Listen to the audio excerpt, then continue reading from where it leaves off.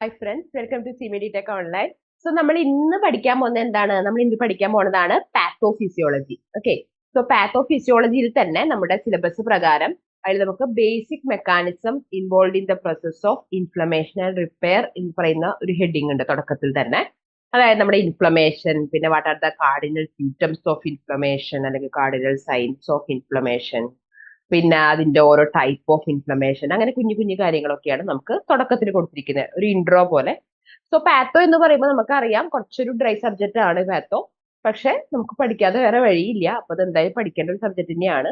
പക്ഷെ പാത്തോന്റെ കേസിൽ നമുക്ക് എല്ലാം ഇങ്ങനെ വെള്ളം ചേർക്കാതെ വിഴുങ്ങാൻ പറ്റില്ല, കാരണം നമുക്ക് അങ്ങനെ പഠിക്കേണ്ട ആവശ്യമില്ല. കാരണം എന്താണ് ചോദിക്കുക എന്നുള്ളത് നമുക്കൊരു ഇതില്ല. അതായത് എന്ത് വേണമെങ്കിൽ ഇപ്പൊ തിയറി ആകുമ്പോൾ നമുക്ക് ഒരുപാട് കാര്യങ്ങൾ ഇത് ചോദിക്കാൻ പറ്റും. അതേസമയം MCQ ലെവലിൽ വരുമ്പോൾ എന്തൊക്കെയാണ് ചോദിക്കുക, എന്തൊക്കെയാണ് വളരെ ഇമ്പോർട്ടന്റ് ആയിട്ടുള്ള കാര്യങ്ങളെന്ന് നമുക്ക് അറിയില്ല. പക്ഷെ നമ്മൾ എന്താ ചെയ്യേണ്ടതെന്ന് പറഞ്ഞാൽ നമുക്ക് ബേസിക് ആയിട്ട് എല്ലാ കാര്യങ്ങളെയും പറ്റി ഒരു ഐഡിയ ഉണ്ടായിരിക്കുക എന്നുള്ളതാണ് നമുക്ക് ചെയ്യാൻ പറ്റുന്നതുള്ളൂ. ഓക്കെ, അപ്പോ ഇപ്പോ പഠിക്കാൻ പറ്റുന്ന കുഞ്ഞു കുഞ്ഞു കാര്യങ്ങൾ ബൈഹാർട്ടാക്കാൻ പറ്റുന്നത് ബൈഹാർട്ടാക്കാം. പക്ഷെ അതല്ലാതെ ഡീറ്റെയിൽഡ് ആയിട്ടുള്ള മെക്കാനിസങ്ങളിലോട്ടൊക്കെ പോകുന്ന സമയത്ത് നമുക്ക് അതിന്റെ കാര്യം മനസ്സിലാക്കി വെക്കാം. ഓക്കെ, അപ്പൊ അത്രേ നമുക്ക് അതിൽ ചെയ്യാനായിട്ട് പറ്റുള്ളൂ. ഓക്കെ, അപ്പോൾ നമ്മളിങ്ങനെ മെല്ലെ മെല്ലെ ഓരോരോ കൺസെപ്റ്റ് ആയിട്ട് നമുക്ക് നോക്കാം. ഓക്കെ, അപ്പൊ ആദ്യം തന്നെ നമുക്ക് എന്താണ് ഇൻഫ്ലമേഷൻ എന്ന് നോക്കാം. ഓക്കെ, അപ്പൊ ഈ ഇൻഫ്ലമേഷൻ എന്ന് പറയുമ്പോൾ നമുക്ക് എപ്പോഴും സംഭവിക്കാവുന്ന ഒരു കാര്യമാണ് അല്ലെ. നമുക്ക് ഇപ്പൊ ചെറുതായിട്ട് നമ്മുടെ കാലോ കയ്യോ എവിടെയെങ്കിലും പോയി ഇടിക്കുക, അല്ലെങ്കിൽ എന്തെങ്കിലും മുറിവുകളൊക്കെ സംഭവിക്കുക, അല്ലെങ്കിൽ എന്തെങ്കിലും ചതയലോ ചതയ്യ എന്നൊക്കെ പറയില്ല, അങ്ങനെയൊക്കെ സംഭവിക്കുമ്പോൾ നമുക്ക് ഉണ്ടാവുന്ന ഒരു കാര്യം തന്നെയാണ് ഈ ഇൻഫ്ലമേഷൻ എന്ന് പറയുന്നത്. ഓക്കെ, സോ ഇൻഫ്ലമേഷൻ എന്ന് പറഞ്ഞാൽ it is the local response of living mammalian tissues to injury from any agent which could be microbial, immunological, physical or chemical agent. അതായത് നമ്മുടെ ടിഷ്യൂസ് ഇപ്പൊ എന്തെങ്കിലും ഇഞ്ചുറി താങ്ങേണ്ടതായിട്ട് വന്നിട്ടുണ്ടെങ്കിൽ, അല്ലെങ്കിൽ നമ്മുടെ മെമേലിയൻ ടിഷ്യൂസിന് എന്തെങ്കിലും ഇഞ്ചുറി സംഭവിക്കുകയാണ്. സോ അത് എങ്ങനെയൊക്കെ ആവാം. ഒന്നുകിൽ മൈക്രോബിയൽ ഇഞ്ചുറി എന്തെങ്കിലും ആയിരിക്കാം, അല്ലെങ്കിൽ ഇമ്മ്യൂണോളജിക്കൽ ഇഞ്ചുറി, അല്ലെങ്കിൽ ഫിസിക്കലോ കെമിക്കലായിട്ട് എന്തെങ്കിലും ഇഞ്ചുറീസ് ഒക്കെ സംഭവിക്കുകയാണെങ്കിൽ അതിനായിട്ട് നമ്മുടെ ബോഡി പുറപ്പെടുവിക്കുന്ന ഒരു ലോക്കൽ റെസ്പോൺസിനെയാണ് നമ്മൾ ഇൻഫ്ലമേഷൻ എന്ന് പറയുക. അതായത് നമ്മുടെ ബോഡിക്ക് എന്തെങ്കിലും ഒരു ഇഞ്ചുറി നേരിടുന്ന സമയത്ത് നമ്മുടെ ബോഡി കാണിക്കുന്ന ഒരു ലോക്കൽ റെസ്പോൺസ് ആണ് എന്ത്? ഇൻഫ്ലമേഷൻ.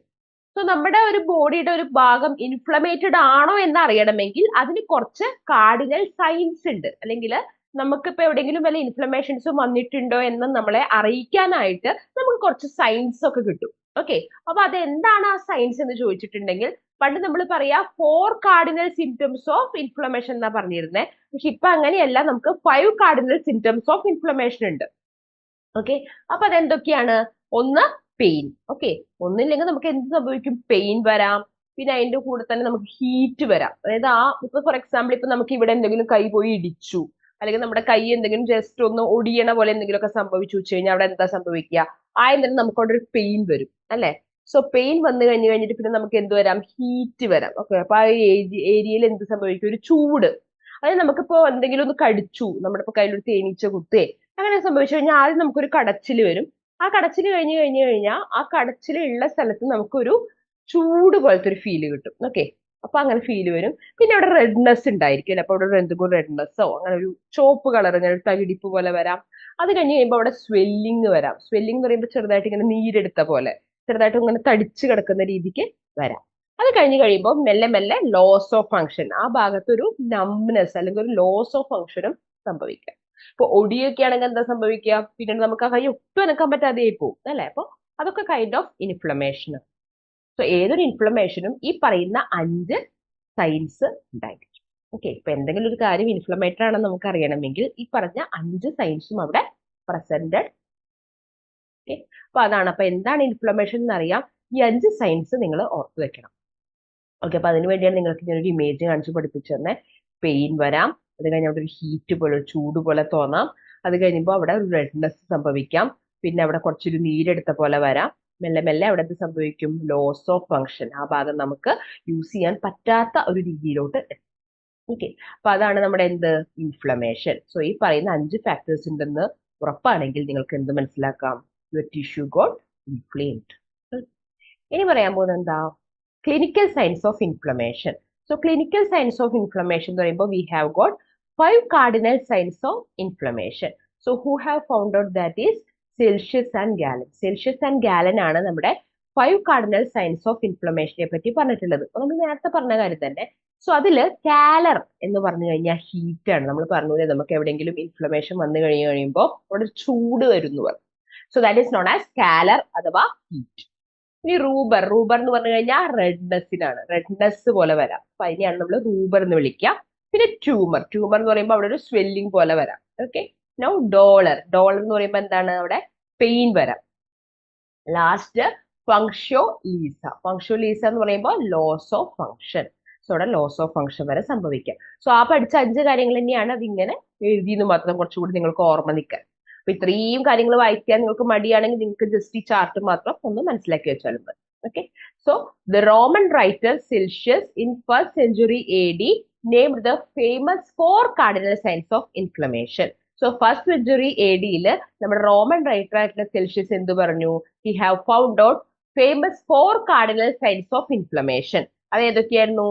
റൂബർ, tumour, കാലർ and dollar. അതായത് redness, swelling, heat and pain എന്ന് പറയുന്ന 4 കാർഡിനൽ സൈൻസ് ഓഫ് ഇൻഫ്ലമേഷനെ പറ്റിയിട്ട് നമ്മുടെ റൈറ്റർ ആയിട്ടുള്ള Celsius 1st century AD already explain ചെയ്ത് വെച്ചിട്ടുണ്ടായിരുന്നു. സോ ലേറ്റർ ഓൺ എന്ത് സംഭവിച്ചു? 5th കാർഡിനൽ സൈൻ അല്ലെങ്കിൽ 5th cardinal sign of inflammation ആയിട്ടുള്ള functio laesa, that is loss of function എന്നുള്ളത് ഇതിലോട്ട് ആരാണ് ആഡ് ചെയ്തത്? വിർച്ചോ ആണ് ആഡ് ചെയ്തത്. സോ സെൽഷ്യസ് ആണ് ആദ്യത്തെ 4 കാര്യങ്ങൾ കണ്ടുപിടിച്ചത്. ആദ്യത്തെ 4 സയൻസ് കണ്ടുപിടിച്ചത് സെൽഷ്യസ് ആണ്. സെൽഷ്യസ് ആണ് അതിനെ പറ്റി എക്സ്പ്ലെയിൻ ചെയ്തത്. ലേറ്റർ ഓൺ എന്ത് സംഭവിച്ചു? 5th സൈൻ ആയിട്ടുള്ള ലോസ് ഓഫ് ഫങ്ഷൻ അഥവാ ഫങ്ഷ്യോ ലീസ എന്ന് പറയുന്ന ആ ഒരു സൈനിനെയും കൂടി നമ്മുടെ വിർച്ചോ ഈ പറഞ്ഞ 4 സൈനിലോട്ട് ആഡ് ചെയ്തു. അങ്ങനെയാണ് നമുക്ക് total 5 cardinal signs of inflammation ഉണ്ടായത്. ഓക്കെ.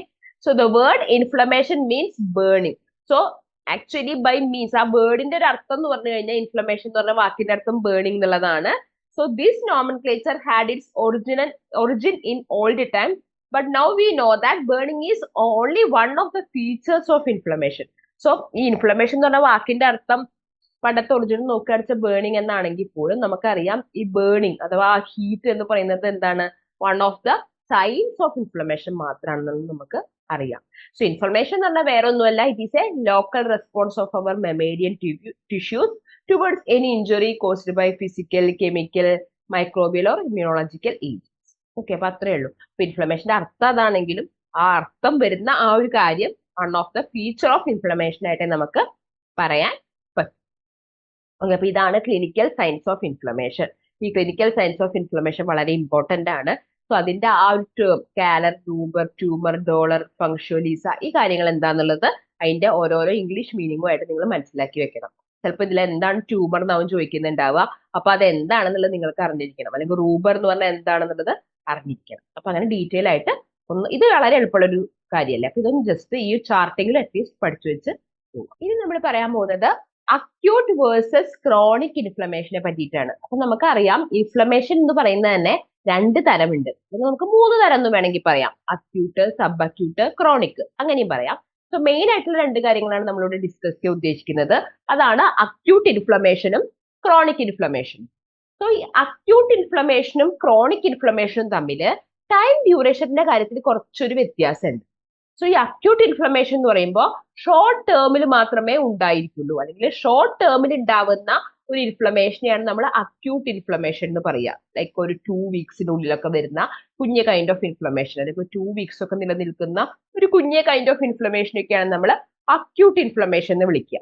അതേസമയം ക്രോണിക് ഇൻഫ്ലമേഷൻ എന്ന് പറയുമ്പോൾ അത് കുറച്ച് ഡിലേ ആയിട്ടാണ് വരിക, പക്ഷെ ലോങ് ടേമിൽ ആ ഇൻഫ്ലമേഷൻ ലാസ്റ്റ് ചെയ്യും. ഓക്കെ. സോ അങ്ങനത്തെ ഇൻഫ്ലമേഷനെയാണ് നമ്മൾ എന്ത് വിളിക്കുന്നത്? ക്രോണിക് ഇൻഫ്ലമേഷൻ എന്ന് വിളിക്കുന്നത്. ഓക്കെ. അപ്പൊ ഇത് ഇങ്ങനെ കാണിച്ചിട്ടുള്ളതിന്റെ കാര്യം നിങ്ങൾക്ക് പെട്ടെന്ന് ഓർത്തു വെക്കാൻ വേണ്ടിയിട്ടാണ്. സോ അക്യൂട്ട് ഇൻഫ്ലമേഷൻ എന്ന് പറയുമ്പോൾ ഒരു ഷോർട്ട് ടേമിനെ അത് ഉണ്ടായിരിക്കുള്ളൂ. കണ്ടോ, വളരെ ഷോർട്ട് ടേമിലേ ഉള്ളൂ. ഒരു ക്ലോക്കിന്റെ ഇവിടെ ഇങ്ങനെ കുറച്ചായിട്ട് കാണിക്കും. അതേസമയം ക്രോണിക് ഇൻഫ്ലമേഷൻ ആകുമ്പോൾ അത് ലോങ് ടേമിൽ ഉണ്ടായിരിക്കും. ഓക്കെ. അത് ഇൻഫ്ലമേഷൻ തന്നെയാണ്, പക്ഷെ കുറച്ചുകൂടി ലോങ് ടേമിൽ അത് നമ്മുടെ ബോഡിയിൽ പ്രസന്റ് ആയിരിക്കും. ഇനി ഈ അക്യൂട്ട് ഇൻഫ്ലമേഷന്റെ ഒക്കെ മെയിൻ ആയിട്ട് ഇൻവോൾവ് ചെയ്തിരിക്കുന്ന സെൽ ആരാന്ന് ചോദിച്ചാൽ നമുക്ക് ന്യൂട്രോഫിൽസ് എന്ന് പറയാം. സോ അക്യൂട്ട് ഇൻഫ്ലമേഷന്റെ പ്രിൻസിപ്പൽ കാര്യങ്ങളൊക്കെ ചെയ്യുന്ന അല്ലെങ്കിൽ മെയിൻ ആയിട്ട് ആക്റ്റീവായിട്ട് നിൽക്കുന്ന സെല്ല് ഏതാണെന്ന് ചോദിച്ചു കഴിഞ്ഞാൽ ഏത് WBC ചോദിച്ചിട്ടുണ്ടെങ്കിൽ അത് ന്യൂട്രോഫിൽ ആണ്. അതേസമയം ക്രോണിക് ഇൻഫ്ലമേഷന്റെ അവിടെ മെയിൻ ആയിട്ട് ആക്റ്റീവ് ആയിട്ട് നിൽക്കുന്ന സെൽ ഏതാണെന്ന് ചോദിച്ചിട്ടുണ്ടെന്ന് വെച്ചാൽ മാക്രോഫേജസ് ആണ്. സോ ക്രോണിക് ഇൻഫ്ലമേഷന്റെ കേസിൽ മാക്രോഫേജസ് ആണ് മെയിൻ റോളുകളൊക്കെ പ്ലേ ചെയ്യുന്നത്. മാക്രോഫേജസ് മാത്രമല്ല ലിംഫോസൈറ്റും പ്ലാസ്മ സെല്ലൊക്കെ അവിടെ ഉണ്ടാവും. പക്ഷെ മാക്രോഫേജസ് ആണ് പ്രിൻസിപ്പൾ ആയിട്ടുള്ള ആക്ടിവിറ്റീസ് ഒക്കെ അല്ലെങ്കിൽ കാര്യങ്ങൾ ഇവന്റ്സ് ഒക്കെ അവിടെ നടത്തുന്നത് ആരാണ്? മാക്രോഫേജസ്. ഇനി എന്തൊക്കെയാണ് സംഭവിക്കുക? അപ്പൊ ഇതാണ് നമ്മുടെ അക്യൂട്ട് ഇൻഫ്ലമേഷന്റെ ഫിഗർ, ഇതാണ് നമ്മുടെ ക്രോണിക് ഇൻഫ്ലമേഷന്റെ ഫിഗർ. അപ്പൊ ക്രോണിക് എന്ന് പറയുമ്പോൾ തന്നെ കാണാനുണ്ട് അല്ലെ, കുറച്ചും കൂടി ഒരു അബ്നോർമൽ ലുക്ക് ഉണ്ട് അവിടെ. ഓക്കെ, സോ അക്യൂട്ട് ഇൻഫ്ലമേഷനിൽ എന്തൊക്കെ സംഭവിക്കാം? വാസ്കുലാർ ചേഞ്ചസ് സംഭവിക്കാം, ന്യൂട്രോഫിൽ റിക്രൂട്ട്മെന്റ് അവിടെ നടക്കാം, അതേപോലെ കുറെ മീഡിയേറ്റേഴ്സ് ഒക്കെ അവിടെ ഇൻവോൾവ് ആവാം. ഓക്കെ, സോ അക്യൂട്ട് ഇൻഫ്ലമേഷനിൽ എന്തൊക്കെ സംഭവിക്കാം? Vascular changes, neutrophil recruitment, mediators release ഒക്കെ അവിടെ സംഭവിക്കാം. അതേസമയം ക്രോണിക് ഇൻഫ്ലമേഷനിൽ വരുമ്പോൾ അവിടെ ആൻജിയോജനസിസ് നടക്കാം, പിന്നെ മോണോന്യൂക്ലിയർ സെൽ ഇൻഫിൽട്രേറ്റ് അവിടെ ഉണ്ടാവാം, അതേപോലെ തന്നെ ഫൈബ്രോസിസ് അഥവാ ഒരു സ്കാർ ഫോർമേഷൻ വരെ അവിടെ നടക്കാം. സോ ഈ ഒരു കാര്യങ്ങൾ നിങ്ങൾക്ക് മനസ്സിലായില്ലെങ്കിലും നിങ്ങൾ മെയിൻ ഡിഫറൻസ് പഠിച്ചു വെക്കുക. എന്താണ്? ഷോർട്ട് ടേം ആണ് അക്യൂട്ട്, ക്രോണിക് ഇൻഫ്ലമേഷൻ ആണ് വെച്ചാൽ ലോങ് ടേം ആണ്. ഈ അക്യൂട്ട് ഇൻഫ്ലമേഷനിൽ മെയിൻ ആയിട്ട് റെസ്പോൺസിബിൾ ആയിട്ടുള്ള സെൽസ് എന്ന് പറയുമ്പോൾ, അല്ലെങ്കിൽ അത് പ്രൊഡ്യൂസ് ചെയ്യാൻ റെസ്പോൺസിബിലിറ്റി ഉള്ള സെൽസ് എന്ന് പറയുമ്പോൾ ന്യൂട്രോഫിൽസ് ആണ്. അതേസമയം ക്രോണിക് ഇൻഫ്ലമേഷന്റെ സമയത്ത് അവിടെ മെയിൻ ആക്റ്റീവ് റോൾ പ്ലേ ചെയ്യുന്ന സെൽസ് എന്ന് വെച്ച് കഴിഞ്ഞാൽ മാക്രോഫേജസ് ആണ്. ഓക്കെ, ഇത്രയും മനസ്സിലാക്കുക. നമുക്ക് അതിന്റെ എക്സ്പ്ലനേഷൻ ഒന്ന് വിശദമായിട്ട് കാണാം. Okay, so types of inflammation എന്ന് പറയുമ്പോൾ ഞാൻ പറഞ്ഞു അക്യൂട്ട് ഇൻഫ്ലമേഷനും ക്രോണിക് ഇൻഫ്ലമേഷനുമാണ് നമ്മൾ മെയിൻ ടൈപ്സ് ഓഫ് ഇൻഫ്ലമേഷൻ ആയിട്ട് പറയുന്നത്. സോ അക്യൂട്ട് ഇൻഫ്ലമേഷൻ എന്ന് പറയുമ്പോൾ അത് ഷോർട്ട് ഡ്യൂറേഷൻ ആണ്, അതായത് it may last for less than 2 weeks, 2 ആഴ്ചക്ക് കീഴെ ലാസ്റ്റ് ചെയ്യുന്ന ഒരു കൈൻഡ് ഓഫ് ഷോർട്ട് ഡ്യൂറേഷൻ ഇൻഫ്ലമേഷനെയാണ് നമ്മൾ അക്യൂട്ട് ഇൻഫ്ലമേഷൻ എന്ന് വിളിക്കുക. And these may represent the early body reaction that resolves quickly and is usually followed by healing. So ഒരു early body reaction ആയിട്ടാണ് ഇതിനെ കാണുക. അതായത് നമുക്കൊരു അക്യൂട്ട് ഇൻഫ്ലമേഷൻ വരിക എന്ന് പറയുമ്പോൾ ഏർലി തന്നെ വരും, അത് പെട്ടെന്ന് തന്നെ അത് നമ്മുടെ ബോഡിയിൽ വരാനും ചാൻസ് ഉള്ള ഒരു ഏർലി ബോഡി റിയാക്ഷൻ ആയിട്ടാണ് നമ്മൾ അക്യൂട്ട് ഇൻഫ്ലമേഷനെ പറയുന്നത്. അത് പെട്ടെന്ന് തന്നെ ക്വിക്കായിട്ട് മാറുകയും ചെയ്യും, അതേപോലെ തന്നെ അതിനെ പെട്ടെന്ന് തന്നെ എന്തിനോട് ഫോളോ ചെയ്യും? ഹീലിംഗ് ആയിട്ട് അതിനെ ഫോളോ ബൈ ഹീലിംഗ് ആണ്. ഓക്കെ, സോ ഷോർട്ട് ഡ്യൂറേഷനിൽ വരുന്ന ഒരു ഇൻഫ്ലമേഷൻ ആണ് അക്യൂട്ട് ഇൻഫ്ലമേഷൻ. പിന്നെ നമ്മുടെ ബോഡിയിൽ ഏർലി സൈൻ ബോഡി റിയാക്ഷൻ പോലെ വരും, പിന്നെ എന്ന് പറഞ്ഞാൽ പെട്ടെന്ന് തന്നെ അത് റിസോൾവ് ആവുകയും ഹീൽ ആവുകയും ചെയ്യും. ഇനി main features of acute inflammation എന്തൊക്കെയാണെന്ന് ചോദിച്ചിട്ടുണ്ടെങ്കിൽ 3 കാര്യങ്ങളാണ്. ഒന്ന്, accumulation of fluid and plasma at the affected site. So എവിടെയെങ്കിലും അക്യൂട്ട് ഇൻഫ്ലമേഷൻ വരികയാണെങ്കിൽ അവിടെ എന്ത് സംഭവിക്കും? ആ ഒരു പർട്ടിക്കുലർ സൈറ്റിൽ ഫ്ലൂയിഡും പ്ലാസ്മയും ഒക്കെ വന്നിട്ട് അക്കുമുലേറ്റഡ് ആവും. സോ അഫക്റ്റഡ് സൈറ്റിൽ ആദ്യം തന്നെ എന്ത് സംഭവിക്കും? ഫ്ലൂയിഡ് ആൻഡ് പ്ലാസ്മ അക്കുമുലേഷൻ സംഭവിക്കും. സെക്കൻഡ് ആയിട്ട് സംഭവിക്കാൻ പോകുന്നത് intravascular activation of platelets. So ആ ഒരു ഭാഗത്ത് ഇൻട്രാവാസ്കുലാർ ആക്ടിവേഷൻ ഓഫ് പ്ലേറ്റ്ലെറ്റ്സ്, അവിടുത്തെ പ്ലേറ്റ്ലെറ്റ്സ് ആക്ടിവേറ്റഡ് ആവും, കാരണം നമുക്കത് ഹീൽ ആവണമല്ലോ. സോ അതുകൊണ്ട് തന്നെ അവിടെ ഇൻട്രാവാസ്കുലാർ ആക്ടിവേഷൻ ഓഫ് പ്ലേറ്റ്ലെറ്റ്സ് സംഭവിക്കും. പിന്നെ നമ്മുടെ മെയിൻ ആണ് neutrophils. Okay, so polymorphonuclear neutrophil will act as inflammatory cell. അവിടെ ന്യൂട്രോഫിൽസ് ആണ് നമ്മുടെ ഇൻഫ്ലമേറ്ററി സെൽസ് ആയിട്ട് ആക്ട് ചെയ്യുക. പോളിമോർഫോ ന്യൂക്ലിയർ ന്യൂട്രോഫിൽസ് ആണ് അവിടെ ഇൻഫ്ലമേറ്ററി സെൽസ് ആയിട്ട് ആക്ട് ചെയ്യുക. ഓക്കെ, സോ 3 കാര്യങ്ങളാണ് നടക്കുന്നത്. ആ ഒരു എഫക്റ്റഡ് ഏരിയയിൽ പ്ലാസ്മയും ഫ്ലൂയിഡ് ഒക്കെ കൊണ്ട് അക്കുമുലേറ്റഡ് ആവും. രണ്ടാമതായിട്ട് എന്ത് സംഭവിക്കും?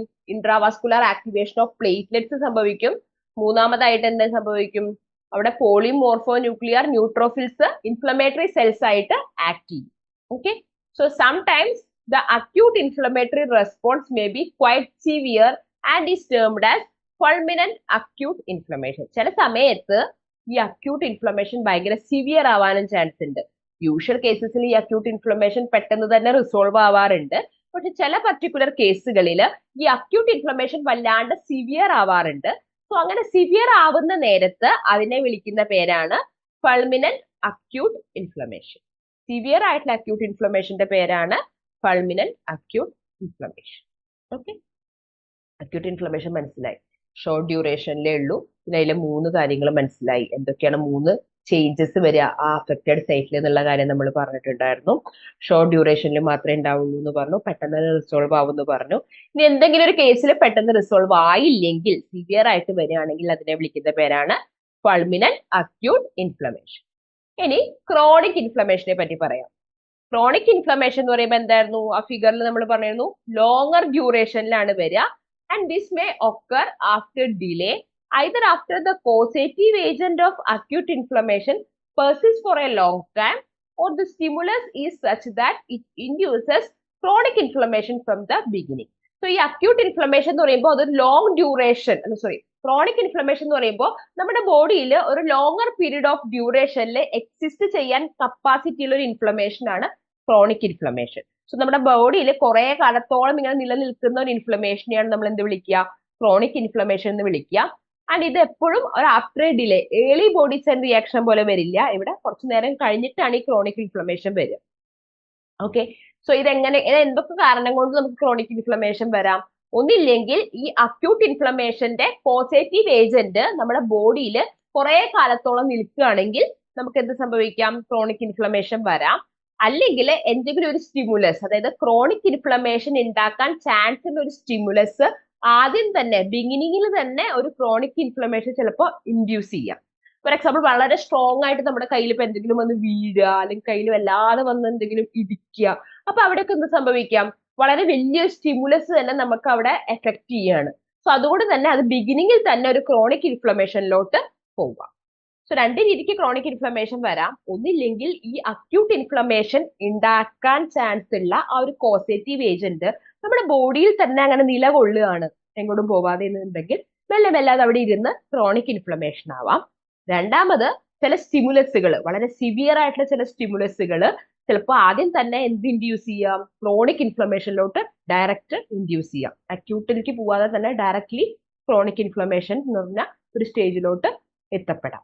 ഓക്കെ, അപ്പൊ ഇങ്ങനെ രണ്ട് രീതിക്ക് വരാം. ലോങ്ങർ ഡ്യൂറേഷൻ ആണെന്ന് മനസ്സിലാക്കുക, കുറച്ചൊരു ഡിലേ കഴിഞ്ഞിട്ട് അത് നമ്മുടെ ബോഡിയിൽ പ്രൊഡ്യൂസ്ഡ് ആവുള്ളൂ എന്ന് മനസ്സിലാക്കുക. ഓക്കെ, നോ ഈ അക്യൂട്ട് ഇൻഫ്ലമേഷന്റെ തന്നെ ക്രോണിക് ഇൻഫ്ലമേഷന്റെ തന്നെ വേറൊരു വേരിയന്റ് ആണ് chronic active inflammation. Okay, so here during the course of disease there are acute exacerbation of active. Okay, അതായത് നമ്മുടെ ഈ ക്രോണിക് ഇൻഫ്ലമേഷന്റെ തന്നെ ഒരു ടൈപ്പ് ആണ് എന്ത്? Chronic active inflammation. സോ ഈ ഒരു സമയത്ത്, അല്ലെങ്കിൽ ക്രോണിക് ആക്റ്റീവ് ഇൻഫ്ലമേഷൻ എന്ന് പറഞ്ഞിട്ടുണ്ടെങ്കിൽ ഈ ഒരു സമയത്ത്, അല്ലെങ്കിൽ ഇതിൽ എപ്പോഴത് സംഭവിക്കുക എന്ന് പറഞ്ഞു കഴിഞ്ഞാൽ during the course of disease there are acute exacerbation of activity. So ഇങ്ങനത്തെ ഒരു ടൈപ്പ് ഓഫ് ഇൻഫ്ലമേഷനിൽ നമ്മുടെ ഡിസീസിന്റെ കോഴ്സിൽ തന്നെ ഭയങ്കര ഹെവി ആയിട്ട് അല്ലെങ്കിൽ ഭയങ്കര സിവിയർ ആയിട്ട് ഇൻഫ്ലമേറ്ററി ആക്ടിവിറ്റീസ് ഒക്കെ നടക്കാം. സോ അങ്ങനത്തേനെയാണ് നമ്മൾ എന്ത് വിളിക്കുക? ക്രോണിക് ആക്റ്റീവ് ഇൻഫ്ലമേഷൻ എന്ന് വിളിക്കുക. So during the course of ഡിസീസിൽ തന്നെ ചിലപ്പോൾ നമുക്ക് എന്ത് സംഭവിക്കാം? ക്രോണിക് ആക്റ്റീവ് ഇൻഫ്ലമേഷൻസ് ഉണ്ടായിരിക്കാം. സോ ആ ഒരു സമയത്ത് കൂടുതലായിട്ട് ബോഡി ഒരു ഇൻഫ്ലമേറ്ററി റെസ്പോൺസുകൾ തരാം. Okay, the characteristic feature of chronic inflammations എന്തൊക്കെയാന്ന് ചോദിച്ചിട്ടുണ്ടെങ്കിൽ the presence of chronic inflammatory cell. നമ്മൾ characteristic feature of acute inflammation പറഞ്ഞു അല്ലെ, എഫക്റ്റഡ് സൈറ്റ്സിൽ ഫ്ലൂയിഡ് പ്ലാസ്മി അക്യുമുലേറ്റ് ചെയ്യണ കാര്യം പറഞ്ഞു, പിന്നെ ആക്ടിവേഷൻ ഓഫ് പ്ലേറ്റ്ലെറ്റ് നടക്കണ കാര്യം പറഞ്ഞു, പിന്നെ അവിടെ നമുക്ക് ന്യൂട്രോഫിൽസ് അവിടെ ഇൻഫ്ലമേറ്ററി സെൽസ് ആയിട്ട് പ്ലേ ചെയ്യുന്ന കാര്യം പറഞ്ഞു. അതേസമയം ക്രോണിക് ഇൻഫ്ലമേഷന്റെ കേസിലാണെന്ന് വെച്ചാൽ അവിടെ പ്രസന്റ് ആയിരിക്കുന്ന ക്രോണിക് ഇൻഫ്ലമേറ്ററി സെൽസ് ഏതൊക്കെയാന്ന് ചോദിക്കുകയാണെങ്കിൽ നമ്മുടെ പ്ലാസ്മ സെൽസ്, മാക്രോഫേജസ്, ലിംഫോസൈറ്റ്, ഇങ്ങനത്തെ ക്രോണിക് ഇൻഫ്ലമേറ്ററി സെൽസ് ആണ് നമ്മുടെ ക്രോണിക് ഇൻഫ്ലമേഷന് റെസ്പോൺസിബിൾ ആയിട്ട്. പിന്നെ അതേപോലെ തന്നെ അവിടെ ഗ്രാനുലേഷൻ ടിഷ്യൂ ഫോർമേഷൻ നടക്കും. സ്പെസിഫിക് സിറ്റുവേഷൻ അതിനെ ഗ്രാനുലാറ്റസ് ഇൻഫ്ലമേഷൻ എന്നും പറയാം. ഓക്കെ, അപ്പൊ ഒരു ഗ്രാനുലേഷൻ ടിഷ്യൂ ഫോർമേഷൻ അവിടെ നടക്കുന്നുണ്ട്. അത് ചില സ്പെസിഫിക് സിറ്റുവേഷനിൽ നമുക്ക് ഗ്രാനുലോമാറ്റസ് ടിഷ്യൂ ഫോം അല്ലെങ്കിൽ ഗ്രാനുലോമാറ്റസ് ഇൻഫ്ലമേഷൻ ആയിട്ട് നമുക്ക് പറയാം. സോ മെയിൻ ആയിട്ട് ആലോചിക്കുക, അവിടുത്തെ ഇൻഫ്ലമേറ്ററി സെൽസ് എന്ന് പറയുന്നത് അല്ലെങ്കിൽ ക്രോണിക് ഇൻഫ്ലമേറ്ററി സെൽസ് എന്ന് പറയുന്നത് ഏതൊക്കെയായിരുന്നു? ലിംഫോസൈറ്റ്സ്, പ്ലാസ്മ സെൽസും മാക്രോഫേജസും ഒക്കെയാണ് ഉണ്ടാവുക. സ്ലോലി അവിടെ ഗ്രാനുലോമാറ്റസ് അല്ലെങ്കിൽ ഗ്രാനുലേഷൻ ടിഷ്യൂ ഫോർമേഷനോ ഗ്രാനുലോമാറ്റസ് ഇൻഫ്ലമേഷനോ ഒക്കെ തന്നെ സംഭവിക്കാം. ഓക്കെ, സോ ചില സമയത്ത് ചില ഇൻഫ്ലമേഷനുകൾ അക്യൂട്ടുമല്ല ക്രോണിക്കുമല്ല, അതായത് അക്യൂട്ട് ഇൻഫ്ലമേഷൻ കഴിയുകയും ചെയ്തു എന്നാൽ ക്രോണിക് ഇൻഫ്ലമേഷനിൽ എത്തിയിട്ടുമില്ല എന്നുള്ള രീതിക്ക് ചില കൈൻഡ് ഓഫ് ഇൻഫ്ലമേഷനുകൾ വരാറുണ്ട്. സോ അത്തരം ഇൻഫ്ലമേഷനുകളെ നമ്മൾ വിളിക്കുന്ന പേരാണ് sub acute inflammation. So sub acute inflammation എന്ന് പറഞ്ഞു കഴിഞ്ഞു കഴിഞ്ഞാൽ ഈ അക്യൂട്ട് ഇൻഫ്ലമേഷന്റെയും ക്രോണിക് ഇൻഫ്ലമേഷന്റെയും ഇടയിലുള്ള ഒരു സ്റ്റേജിനെയാണ് നമ്മൾ എന്ത് വിളിക്കുക? സ്റ്റേജ് ഓഫ് ഇൻഫ്ലമേഷൻ ആണ് സബ് അക്യൂട്ട് ഇൻഫ്ലമേഷൻ. അതായത് അക്യൂട്ട് ഇൻഫ്ലമേഷന്റെ കാരക്ടറിസ്റ്റിക്സ് ഒക്കെ കഴിയുകയും ചെയ്തു, ക്രോണിക് ഇൻഫ്ലമേഷന്റെ കാരക്ടറിസ്റ്റിക്സിലോട്ടൊന്നും എത്തിയിട്ടുമില്ല. അപ്പൊ ഒരു സബ് സ്റ്റേജിൽ നിൽക്കുന്ന കൈൻഡ് ഓഫ് ഇൻഫ്ലമേഷൻ ആണ് എന്ത്? Sub acute inflammation. ഓക്കെ, നമ്മളിപ്പോ അക്യൂട്ട് ഇൻഫ്ലമേഷൻ എന്താ പറഞ്ഞു, ക്രോണിക് ഇൻഫ്ലമേഷൻ എന്താന്ന് പറഞ്ഞു, രണ്ടിന്റെയും കാരക്ടറിസ്റ്റിക് ഫീച്ചേഴ്സ് എന്താന്ന് പറഞ്ഞു. സോ അക്യൂട്ട് ആകുമ്പോൾ ഷോർട്ട് ഡ്യൂറേഷനിലാണ്, ക്രോണിക് ആകുമ്പോൾ ലോങ് ഡ്യൂറേഷനിലാണ്. അക്യൂട്ട് ആകുമ്പോൾ ഒരു ഏർലി ബോഡി റിയാക്ഷൻ പോലെ വരും. ക്രോണിക് ആകുമ്പോൾ എന്ത് സംഭവിക്കും? അത് കുറച്ച് ആഫ്റ്റർ എ ഡിലേ മാത്രമേ വരുള്ളൂ. പിന്നെ എന്ന് പറഞ്ഞിട്ടുണ്ടെങ്കിൽ ഈ അക്യൂട്ട് ഇൻഫ്ലമേഷൻ എങ്ങനെയാണ് ക്രോണിക് ആവുക എന്ന് പറഞ്ഞിട്ടുണ്ടെങ്കിൽ, അല്ലെങ്കിൽ ക്രോണിക് ഇൻഫ്ലമേഷൻ എങ്ങനെയാണ് വരിക എന്ന് പറഞ്ഞിട്ടുണ്ടെങ്കിൽ, ഇപ്പൊ ഈ അക്യൂട്ട് ഇൻഫ്ലമേഷന്റെ കാരണക്കാരനായിട്ടുള്ള പോസിറ്റീവ് ഏജന്റ് നമ്മുടെ ബോഡിയിൽ കുറെ കാലത്തോളം പെർസിസ്റ്റ് ചെയ്യുകയാണെങ്കിൽ നമുക്ക് ക്രോണിക് ഇൻഫ്ലമേഷൻ വരാം. അതല്ലെങ്കിൽ ചില പർട്ടിക്കുലർ സ്റ്റിമുലൈ വളരെ സിവിയർ ആയിട്ട് നമുക്ക് ക്രോണിക് ഇൻഫ്ലമേഷൻ ഇൻഡ്യൂസ് ചെയ്യാനും ചാൻസ് ഉണ്ട്. പിന്നെ പറയാന്ന് പറഞ്ഞാൽ അതിന്റെ കാരക്ടറിസ്റ്റിക് ഫീച്ചേഴ്സ് ഒക്കെ പറയാ. മെയിൻ ആയിട്ട് പറയാനുള്ളത് അക്യൂട്ട് ഇൻഫ്ലമേഷനിൽ ഇൻഫ്ലമേറ്ററി സെൽസ് ആയിട്ട് ആക്ട് ചെയ്യുന്നത് ആരാണ്? ന്യൂട്രോഫിൽസ് ആണ്. അതേസമയം ക്രോണിക് ഇൻഫ്ലമേഷന്റെ കേസിൽ ഇൻഫ്ലമേറ്ററി സെൽസ് ആയിട്ട് ആക്ട് ചെയ്യുന്നത് പ്ലാസ്മ സെൽസ്, മാക്രോഫേജസും ലിംഫോസൈറ്റ്സും ഒക്കെയാണെന്നുള്ളത് ഓർക്കുക. സോ ഗ്രാനുലാർ മാറ്റേഴ്സ് ഇൻഫ്ലമേഷൻ അഥവാ ഗ്രാനുലേഷൻ ടിഷ്യൂ ഫോർമേഷൻ ഒക്കെയാണ് ക്രോണിക് ഇൻഫ്ലമേഷനിൽ നടക്കുന്നത്. അതേസമയം ഇവിടെ എന്ത് സംഭവിക്കുന്നു? അവിടെ അഫക്റ്റഡ് സൈറ്റിലെ ഫ്ലൂയിഡ് ആൻഡ് പ്ലാസ്മ അക്യുമുലേഷനും ഇൻട്രാവാസ്കുലർ ആക്ടിവേഷൻ ഓഫ് പ്ലേറ്റ്ലെറ്റ്സും ഒക്കെയാണ് അക്യൂട്ട് ഇൻഫ്ലമേഷനിൽ നടക്കുക. ഇനി അക്യൂട്ട് ഇൻഫ്ലമേഷന്റെയും ക്രോണിക് ഇൻഫ്ലമേഷന്റെയും ഇടയിൽ പിടിച്ചൊരു കണ്ടീഷൻ, അതായത് അക്യൂട്ട് കഴിയുകയും ചെയ്തു, ക്രോണിക് ഇൻഫ്ലമേഷൻ എത്തിയിട്ടുമില്ല, അങ്ങനെയുള്ള ഒരു സബ് സ്റ്റേജ് ആയിട്ടുള്ള ഒരു കൈൻഡ് ഓഫ് ഇൻഫ്ലമേഷനെ വിളിക്കുന്ന പേരാണ് സബ് അക്യൂട്ട് ഇൻഫ്ലമേഷൻ. ഓക്കെ, അപ്പൊ ഇത്രയാണ് നമുക്ക് ടൈപ്സ് ഓഫ് ഇൻഫ്ലമേഷനെ പറ്റി പറയാൻ. നമ്മൾ പറയാൻ പോകുന്നത് മെക്കാനിസം ഓഫ് ഇൻഫ്ലമേഷൻ ആണ്. അതായത് നമ്മുടെ ബോഡിയിൽ ഇപ്പൊ ഒരു ഇൻഫ്ലമേഷൻ വരികയാണെങ്കിൽ അത് ഫോളോ ചെയ്യുന്ന മെക്കാനിസം എങ്ങനെയാണ്, അല്ലെങ്കിൽ നമ്മുടെ ബോഡിയിൽ എങ്ങനെയാണ് ആ ഇൻഫ്ലമേഷൻ ഉണ്ടായി നിലനിൽക്കപ്പെടുന്നത്, the way of or the pathway of how inflammation persist in our body, അതാണ് നമ്മൾ പറയാൻ പോകുന്നത്. ഓക്കെ, സോ നമ്മുടെ ബോഡിയിൽ ഇൻഫ്ലമേഷൻ ഉണ്ടാവുമ്പോൾ അതെന്താണ് അതിന്റെ കാരണം, അല്ലെങ്കിൽ അത് ഫോളോ ചെയ്തൊരു പാത്ത് വേ അല്ലെങ്കിൽ ഒരു മെക്കാനിസം എങ്ങനെയാന്നുള്ളതാണ് പറയാൻ പോകുന്നത്.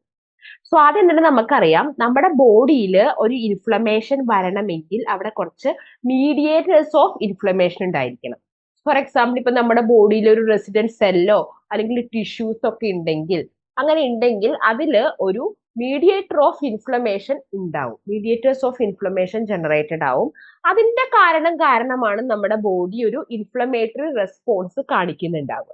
Okay, so inflammatory responses are formed by the coordinated signals that produce mediators of inflammation both in the resident cells of tissue and in the infiltrating inflammatory cells. So നമ്മുടെ inflammatory സെല്ലുകളിലും അതേപോലെ തന്നെ നമ്മുടെ resident cells of ടിഷ്യൂലൊക്കെ mediators of inflammation produce ചെയ്യുന്നതിന്റെ ഭാഗമായിട്ട്, അല്ലെങ്കിൽ അങ്ങനെ ഒരു കോർഡിനേറ്റഡ് സിഗ്നൽ വഴി പ്രൊഡ്യൂസ് ചെയ്യുമ്പോഴാണ് നമ്മുടെ ബോഡി ഒരു ഇൻഫ്ലമേറ്ററി റെസ്പോൺസ് കാണിക്കുക. സോ നമ്മുടെ ഫോർ എക്സാമ്പിൾ ഇപ്പൊ നമ്മുടെ കൈ എവിടെയെങ്കിലും പോയി ഇടിച്ചു, സോ അതിന്റെയൊക്കെ ഒരു ഭാഗമായിട്ട് നമ്മുടെ ബോഡിയിൽ പല മീഡിയേറ്റേഴ്സ് ഓഫ് ഇൻഫ്ലമേഷനും ഫോം ആവും, അല്ലെങ്കിൽ നമ്മുടെ ബോഡി സിഗ്നൽ കൊടുക്കും അത്തരം മീഡിയേറ്റേഴ്സ് ഓഫ് ഇൻഫ്ലമേഷൻ ജനറേറ്റ് ചെയ്യാൻ വേണ്ടിയിട്ട്. സോ അങ്ങനെ മീഡിയേറ്റേഴ്സ് ഓഫ് ഇൻഫ്ലമേഷൻ നമ്മുടെ ആ ബോഡി സെല്ലിലോ അല്ലെങ്കിൽ ആ ടിഷ്യൂലോ ജനറേറ്റ് ചെയ്യാണ്, പിന്നെ അവിടേക്ക് വരുന്ന ഇൻഫ്ലമേറ്ററി സെല്ലിലൊക്കെ ജനറേറ്റ് ചെയ്യുകയാണെങ്കിൽ അതിന്റെ ഭാഗമായിട്ട് നമ്മുടെ ബോഡി എന്ത് കാണിക്കും? ഇൻഫ്ലമേറ്ററി റെസ്പോൺസ് കാണിക്കും. ഓക്കെ, സോ ഇത്തരം ഇൻഫ്ലമേറ്ററി പ്രോസസ്സുകൾ നമുക്ക് പല പല അസുഖങ്ങളിലും കാണാറുണ്ട്. അതായത് നമ്മുടെ ക്രോണിക് ആയിട്ടുള്ള പല പല അസുഖങ്ങളും ഇത്തരം ഇൻഫ്ലമേറ്ററി റെസ്പോൺസുകൾ അല്ലെങ്കിൽ പ്രോസസ്സുകൾ നടക്കാറുണ്ട്. അതിപ്പോ കാർഡിയോവാസ്കുലർ ഡിസീസ് ആയിക്കോട്ടെ, ബോവൽ ഡിസോർഡേഴ്സ് ആയിക്കോട്ടെ, ഡയബറ്റീസോ ആർത്രൈറ്റീസോ ക്യാൻസറോ, ഇങ്ങനെ പറയുന്ന എല്ലാ ക്രോണിക് ഡിസീസുകളിലും അതിൻ്റെതായിട്ടുള്ള ഇൻഫ്ലമേറ്ററി പ്രോസസ്സുകൾ നടക്കുന്നുണ്ട്. ഓക്കെ, അതിൻ്റെതായിട്ടുള്ള സ്പെസിഫിക് ഇൻഫ്ലമേറ്ററി പ്രോസസ്സുകൾ ഉണ്ടായിരിക്കും. So there are different ways in which an initial stimulus impact the inflammatory response process but all have the same mechanism. അതായത് പല പല വഴിക്കാണ് ഈ ഇനീഷ്യൽ സ്റ്റിമുലസ് എന്ത് ചെയ്യുക? ഇൻഫ്ലമേറ്ററി റെസ്പോൺസ് പ്രോസസ്സുകൾ ഉണ്ടാക്കുക. പക്ഷെ എന്നാൽ പോലും എല്ലാതും ഒരു ബേസിക് ആയിട്ടൊരു 4 പോയിന്റ്സ് നമുക്ക് അതിന്റെ മെക്കാനിസം പോലെ പറയാം. സോ ഏതൊരു അസുഖത്തിലായിക്കോട്ടെ ഇൻഫ്ലമേറ്ററി റെസ്പോൺസുകൾ അല്ലെങ്കിൽ ഇൻഫ്ലമേറ്ററി പ്രോസസ്സുകൾ, പക്ഷെ എന്നാൽ പോലും എന്താണ് അതിന്റെ റിയാക്ഷൻ അല്ലെങ്കിൽ mechanism followed will be same. Okay, അപ്പൊ നമുക്ക് എന്തൊക്കെയാണ് മെക്കാനിസം ഉള്ളതിന്റെ 4 പോയിന്റ്സ് കാണാം. അപ്പൊ നമ്മൾ പറഞ്ഞു ഈ ഇനീഷ്യൽ സ്റ്റിമുലസ് എങ്ങനെയാണ് ഇൻഫ്ലമേറ്ററി റെസ്പോൺസിനെ ഇമ്പാക്ട് ചെയ്യുക എന്നുള്ളതിന്റെ പല പല രീതിക്ക് ഇമ്പാക്ട് ചെയ്യാം. അതായത് ഇപ്പോ നമ്മുടെ കൈ ഇടിച്ചു കഴിഞ്ഞാൽ ഒന്നില്ലെങ്കിൽ നമുക്കിപ്പോ വേദന വരാം, അല്ലെങ്കിൽ ചിലപ്പോൾ കൈ ഒടിയാം, അങ്ങനെ പല രീതിക്ക് ഇൻഫ്ലമേറ്ററി ഇനീഷ്യൽ സ്റ്റിമുലസിന് പല പല എഫക്റ്റുകളും നമ്മുടെ ഇൻഫ്ലമേറ്ററി റെസ്പോൺസിന് വേണ്ടി ഉണ്ടാക്കാം. പക്ഷെ എന്തായാലും ആ ഫോളോ ചെയ്യുന്ന മെക്കാനിസം ഉണ്ടല്ലോ, ആ മെക്കാനിസം 4 സ്റ്റെപ്പുകളും സെയിം ആയിരിക്കും. എങ്ങനെയാണ് ഇൻഫ്ലമേഷൻ നമ്മുടെ ബോഡിയിൽ ഉണ്ടാവുക അല്ലെങ്കിൽ ഇൻഫ്ലമേറ്ററി റെസ്പോൺസ് നമ്മുടെ ബോഡി കാണിക്കുക എന്നുള്ളതിന് പല ഡിഫറെന്റ് വേസിൽ കാണിക്കാനായിട്ട് പറ്റും. പക്ഷെ അതിന്റെ ബേസിക് മെക്കാനിസം എന്ന് പറയുന്നത് അല്ലെങ്കിൽ ആ ഒരു ഇൻഫ്ലമേഷൻ നമ്മുടെ ബോഡിയിൽ ഉണ്ടായിരിക്കുന്ന ആ ബേസിക് മെക്കാനിസം എന്ന് പറയുന്നത് എല്ലാ ഇൻഫ്ലമേറ്ററി പ്രോസസ്സുകൾക്കും സെയിം ആയിരിക്കും. ഓക്കെ, സോ ഫോർ എക്സാമ്പിൾ ഇപ്പൊ നമ്മുടെ കാർഡിയോവാസ്കുലർ ഡിസീസിന് കാണിക്കുന്ന പോലെ ആവില്ല ബവൽ ഡിസോർഡറിൽ ഇൻഫ്ലമേറ്ററി റെസ്പോൺസ് കാണിക്കുക. പക്ഷെ എന്തായാലും അതിന്റെ അണ്ടർലൈങ് ആയിട്ടുള്ള മെക്കാനിസംസ് സെയിം ആയി. ഓക്കെ, സോ എന്തൊക്കെയാണ് ആ 4 പോയിന്റ്സ് പറയാ? So cells detect detrimental stimuli with receptors on their surfaces. So നമുക്കറിയാം സെല്ലിന്റെ സർഫസിൽ ഒരുപാട് റിസപ്റ്ററുകൾ ഉണ്ടായിരിക്കും. സോ ഈ റിസപ്റ്ററുകൾ എന്ത് ചെയ്യും? ഇത് എന്തെങ്കിലും ഒരു ഡെട്രിമെന്റൽ ആയിട്ടുള്ള സ്റ്റിമുലൈനെ ഡിറ്റക്ട് ചെയ്യാനുള്ള കഴിവ് ആർക്കുണ്ട്? ഈ റിസപ്റ്ററുകൾക്ക് ഉണ്ട്. So first step detection of stimuli by the receptor on the cell surface. So cell സർഫസിലുള്ള റിസപ്റ്റേഴ്സ് എന്ത് ചെയ്യും? ഈ ഡെട്രിമെന്റൽ ആയിട്ടുള്ള സ്റ്റിമുലൈസിനെ ഡിറ്റക്ട് ചെയ്യും. സോ അതിന്റെ ഭാഗമായിട്ട് there will be an activation of inflammatory pathways.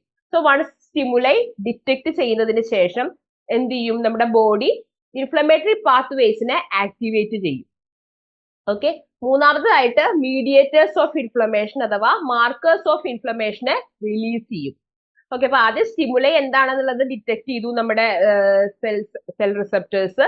അത് കഴിഞ്ഞിട്ട് അവര് ഇൻഫ്ലമേറ്ററി പാത്വേസിനെ ഇനീഷ്യേറ്റ് ചെയ്തു. ഇനി അതിന്റെ ഭാഗമായിട്ട് മീഡിയേറ്റേഴ്സ് അഥവാ മാർക്കേഴ്സ് ഓഫ് ഇൻഫ്ലമേഷനെ ബോഡി റിലീസ് ചെയ്യാണ് ചെയ്യുന്നത്. ഓക്കെ, അതോടുകൂടി എന്ത് ചെയ്യും? The immune system will get activated. അപ്പൊ നമ്മുടെ ഇമ്മ്യൂൺ സിസ്റ്റത്തിന് എന്ത് മനസ്സിലായി? ഇനി എനിക്ക് ഈ പർട്ടിക്കുലർ ഇൻഫ്ലമേഷനോട് ഫൈറ്റ് ചെയ്യണം എന്ന് മനസ്സിലായി. സോ അതിനുവേണ്ടി ഇമ്മ്യൂൺ സിസ്റ്റം ആക്ടിവേറ്റഡ് ആവും. സോ ഈ 4 മെക്കാനിസം സെയിം തന്നെയാണ്. ഇപ്പോ നമ്മുടെ ബോഡിയിൽ ചതവാണ് വന്നത്, ഇടുക്കിയാണ് ചെയ്തിട്ടുള്ളത്, ബോഡി മുറിയാണ് ചെയ്തിട്ടുള്ളത് വെച്ചാലും എന്ത് തന്നെയാണെങ്കിലും ഇൻഫ്ലമേഷന്റെ എഫക്റ്റ് ആയിട്ട് ഉണ്ടാവുന്ന മെക്കാനിസം എന്ന് പറയുന്നത് സെയിം തന്നെയായിരിക്കും. സോ പല രീതിക്കാണ് നമ്മുടെ ബോഡി ഇൻഫ്ലമേഷൻ കാണിക്കുക. ഏത് രീതിക്ക് കാണിച്ചാലും അതിനോട് ഉള്ള ബോഡിയുടെ മെക്കാനിസം ഓഫ് ഇൻഫ്ലമേഷൻ എന്ന് പറയുന്നത് സെയിം ആയിരിക്കും. സോ ആദ്യം സ്റ്റിമുലൈനെ ഡിറ്റക്ട് ചെയ്തു, പിന്നെ ഇൻഫ്ലമേറ്ററി പാത്വേസിനെ ആക്ടിവേറ്റ് ചെയ്തു, മീഡിയേറ്റേഴ്സ് ഓഫ് ഇൻഫ്ലമേഷൻ റിലീസ് ചെയ്തു. സോ അൾട്ടിമേറ്റ്ലി എന്ത് സംഭവിച്ചു? നമ്മുടെ ഇമ്മ്യൂൺ സിസ്റ്റം ആക്ടിവേറ്റഡ് ആയി in order to fight off the inflammation.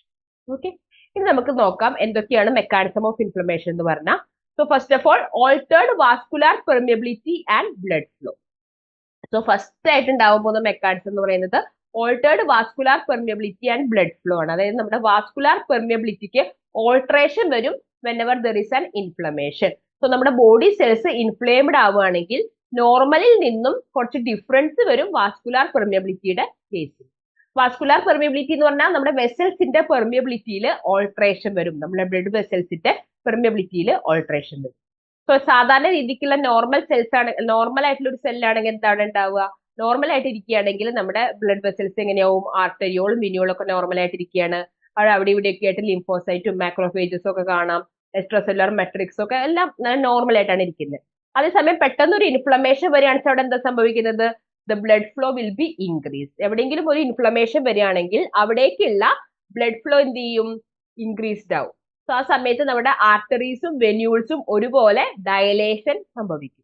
അത് മാത്രമല്ല കാപ്പിലറി ബെഡ് അങ്ങനെ എക്സ്പാൻഡ് ആവും. ഇപ്പൊ ഇതാണ് നോർമൽ കണ്ടീഷനിലെ കാപ്പിലറി ബെഡ്. സോ ഇങ്ങനെ ഒരു ഇൻഫ്ലമേഷൻ വരുന്ന സമയത്ത് ആ കാപ്പിലറി ബെഡ് എന്തായി? എക്സ്പാൻഡഡ് ആയി. ഓക്കെ, അതേസമയം അവിടേക്ക് ന്യൂട്രോഫിൽ വേഗം ഓടി വരും. നമുക്കറിയാം അക്യൂട്ട് ഇൻഫ്ലമേഷൻ ഉണ്ടാക്കാൻ മിടുക്കൻ ആരാണ്? ന്യൂട്രോഫില്ലാണ്. അതുകൊണ്ട് തന്നെ ഇവിടേക്ക് ന്യൂട്രോഫില് എമിഗ്രേറ്റ് ചെയ്ത് വരും, അല്ലെങ്കിൽ WBC അവിടേക്ക് മൈഗ്രേറ്റ് ചെയ്ത് വരും. ഇനി അതേസമയം അവിടെ എന്ത് സംഭവിക്കും? Leakage of plasma proteins and formation of oedema. So ആ സമയത്ത് അവിടെ പ്ലാസ്മ പ്രോട്ടീൻസ് ലീക്ക് നടക്കും. ലീക്ക് ചെയ്തിട്ടാണ് നമുക്ക് അവിടെ ഒരു നീര് വരുന്നത്, അല്ലെങ്കിൽ എഡിമ അവിടെ ഫോം ആവും. സോ ഇൻഫ്ലെയിം ആവുന്ന സമയത്ത് ഇങ്ങനെയാണ് സംഭവിക്കുക. അവിടെ വാസോ ഡയലേഷൻ സംഭവിക്കുന്നുണ്ട് ആർട്ടറീസിലും വെന്യൂൾസിലും. അതുപോലെ തന്നെ കാപ്പിലറി ബെഡ് എക്സ്പാൻഡ് ചെയ്യുന്നുണ്ട്, ലീക്കേജ് ഓഫ് പ്ലാസ്മ പ്രോട്ടീൻസ് നടക്കുന്നുണ്ട്. അങ്ങനെയാണ് അവിടെ ഒരു എഡിമാറ്റസ് അപ്പിയറൻസ് നടക്കുന്നത്. സോ ഇത് തന്നെയാണ് എന്ത്? ഓൾട്ടേർഡ് ആയിട്ടുള്ള വാസ്കുലാർ പെർമിയബിലിറ്റി. വാസ്കുലാർ പെർമിയബിലിറ്റി ഇവിടെ ഇൻക്രീസ് ആവുകയാണ് ചെയ്യുക. വാസ്കുലാർ വെസൽസിലൂടെയുള്ള പെർമിയബിലിറ്റി കൂടും. അതുകൊണ്ട് തന്നെ പ്ലാസ്മ പ്രോട്ടീൻസിന് എളുപ്പത്തിൽ ഈ വെസൽസിൽ നിന്നും ലീക്ക് ചെയ്തിട്ട് എഡിമ ഉണ്ടാക്കാനുള്ള ചാൻസ് കൂടുതലാണ്. ഓക്കെ, അപ്പൊ നമുക്ക് നോക്കാം എങ്ങനെയാണ് അതിന്റെ പാത്തോജനസിസ് വരുന്നത്. ഇനി പാത്തോജനസിസ് ഓഫ് ഇൻഫ്ലമേഷൻ എന്ന് പറയുമ്പോൾ എന്താന്ന് പറഞ്ഞിട്ടുണ്ടെങ്കിൽ അവിടെ എന്താ സംഭവിക്കുന്നത് എന്നാണ് പറയാൻ പോകുന്നത്. അതായത് ഈ മെക്കാനിസം ഓഫ് ഇൻഫ്ലമേഷൻ സമയത്ത് അവിടെ എന്താണ്, എങ്ങനെയാണ് അവിടെ ഒരു ഇൻഫ്ലമേഷൻ വരുന്നത്, അല്ലെങ്കിൽ എങ്ങനെയാണ് ആ ഇൻഫ്ലമേഷൻ അവിടെ ഫോം ആവുന്നത് എന്നുള്ള കാര്യമാണ് ഇവിടെ പറയുന്നത്. So in and around the inflamed tissue, there is accumulation of edema fluid in the interstitial compartment. So this comes from the blood plasma by its escape through the endothelial wall of peripheral vascular bed. അതായത് നമ്മുടെ ഈ ഇൻഫ്ലേംഡ് ആയിട്ടുള്ള ടിഷ്യൂവിന്റെ ചുറ്റും എന്ത് സംഭവിക്കും? Oedema fluid വന്ന് accumulate ചെയ്യും. അപ്പൊ അവിടെ എന്ത് സംഭവിക്കും? അവിടെ ഒരു എഡിമാറ്റസ് അപ്പിയറൻസ് ആവും. ഇങ്ങനെ നീര് വന്ന പോലത്തെ ഒരു അപ്പിയറൻസ് ആവും ഈ ഇൻഫ്ലേംഡ് ടിഷ്യൂവിന്റെ ചുറ്റുവട്ടത്ത്. ഓക്കെ, അപ്പൊ ഇൻഡസ്ട്രീഷ്യൽ കമ്പാർട്ട്മെന്റിൽ എഡിമ ഫ്ലൂയിഡ് വന്ന് നിറയുകയും ചെയ്യും. ആ ഇൻഫ്ലേംഡ് ടിഷ്യൂവിന്റെ ഭാഗത്ത് ഒരു എന്ത് സംഭവിക്കും? എഡിമാറ്റസ് അപ്പിയറൻസ് അവിടെ സംഭവിക്കും. സോ എവിടുന്നാണ് ഈ എഡിമ ഫ്ലൂയിഡ് വന്നതെന്ന് വെച്ചിട്ടുണ്ടെങ്കിൽ നമുക്കറിയാം ആ ബ്ലഡ് പ്ലാസ്മ അല്ലെങ്കിൽ പ്ലാസ്മ പ്രോട്ടീൻസ് ലീക്ക് ചെയ്യുന്നു പറഞ്ഞു. So endothelial wall of peripheral blood വെസൽസിന്റെ എൻഡോത്തീലിയൽ വാളിലൂടെ എന്ത് സംഭവിക്കുന്നുണ്ട്? ഈ പ്ലാസ്മ പ്രോട്ടീൻസ് ലീക്ക് ചെയ്യുന്നുണ്ട്. സോ ഇത് കാരണമാണ് ആ ഇൻഫ്ലേംഡ് ടിഷ്യൂവിന്റെ ചുറ്റും എഡിമ ഫ്ലൂയിഡ് നിറയുകയും അവിടെ എഡിമാറ്റസ് അപ്പിയറൻസ് വരികയും ചെയ്തത്.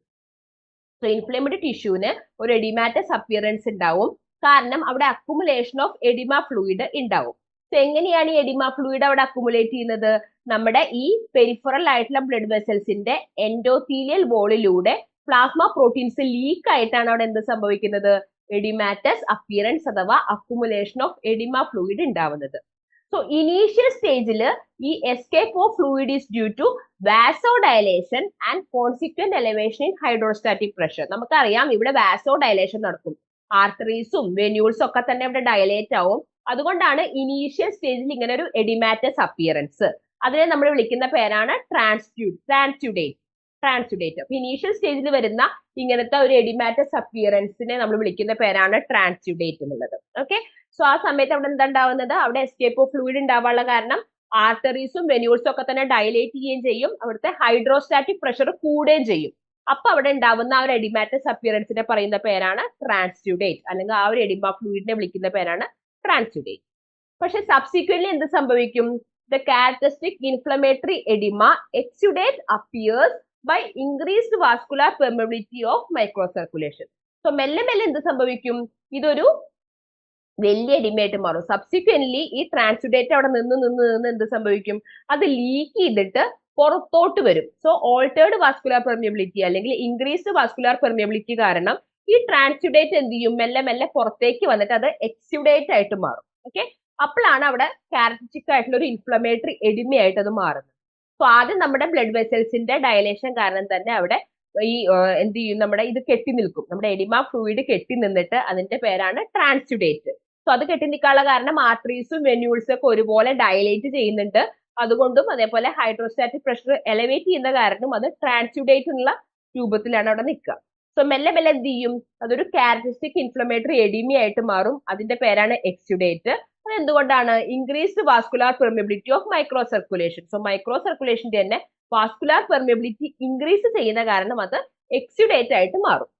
സോ ഇങ്ങനെ വരുന്ന ആ എക്സ്യൂഡേറ്റ് ആണ് എന്ത്? നമ്മുടെ inflammatory oedema.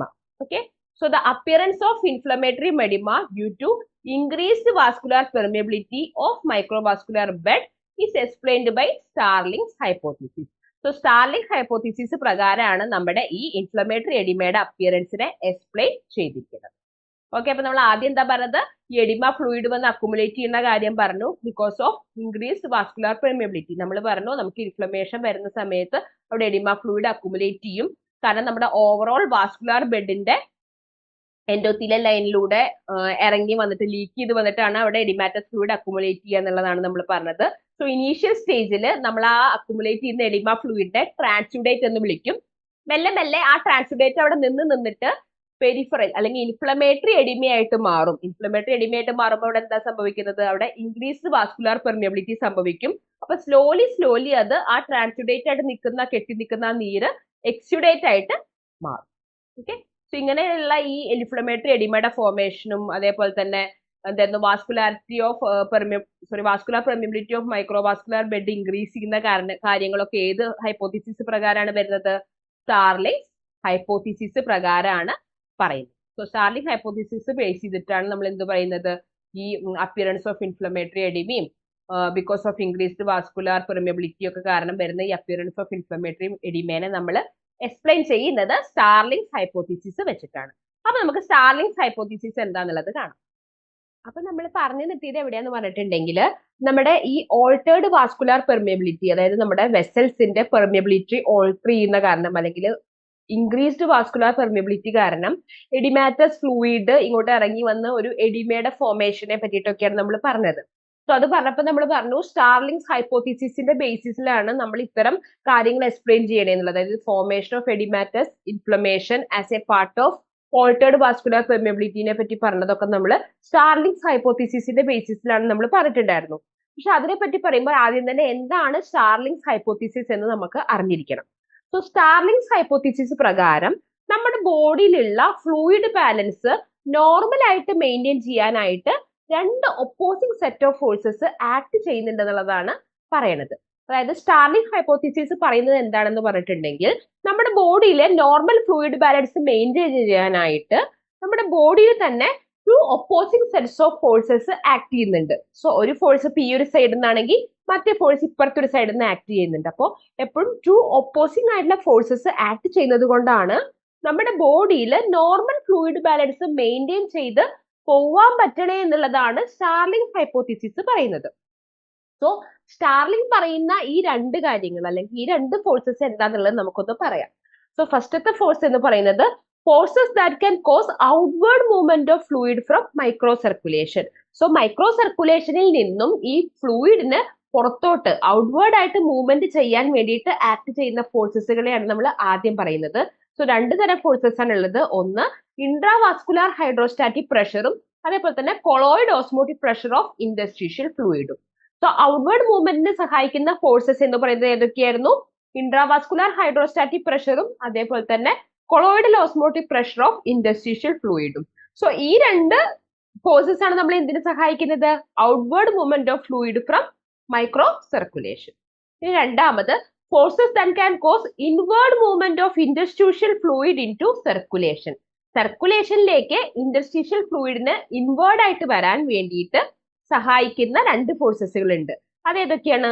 Intravascular colloidal osmotic പ്രഷറും അതേപോലെ തന്നെ ഹൈഡ്രോസ്റ്റാറ്റിക് പ്രഷർ ഓഫ് ഇന്റർസ്റ്റീഷ്യൽ ഫ്ലൂയിഡും.